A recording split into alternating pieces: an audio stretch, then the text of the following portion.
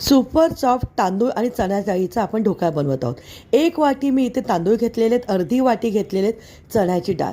स्वच्छ धुवायचं आहे 3 ते 4 वेळा आणि कमीत कमी 4 ते 5 तास याला भिजत टाकायचं आहे.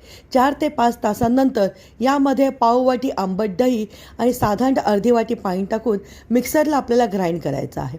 ग्राइंड करत असताना खूप जास्त पाणी नका टाकू.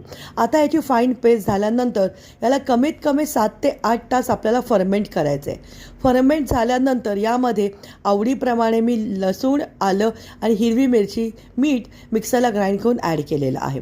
चवीप्रमाणे हळद आणि थोडंसं पाणी घातलेलं आहे, तेल घातले, 1 टीस्पून घातलेली आहे साखर. छानपैकी आपल्याला मिक्स करून घ्यायचं आहे. खूप जाळीदार ढोकळा करायचा असेल तर यामध्ये एक पूर्ण इनोचं पॅकेट घातले, त्यावरती थोडंसं पाणी घातलेलं आहे. बाजूलाच स्टीमर चालू केलं होतं, त्यामध्ये पाणी उकळत ठेवलं होतं. ज्या प्लेटमध्ये करायचं आहे त्या प्लेटला तेलाचा हात लावून घेतला आहे आणि 20 ते 25 मिनटं याला स्टीम केले.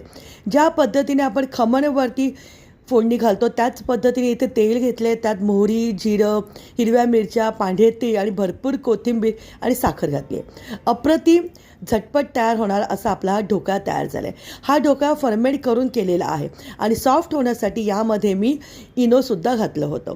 रेसिपी आवडली असेल तर लाईक करा, शेअर करा आणि कमेंट करून नक्की सांगा आजचा व्हिडिओ कसा वाटला.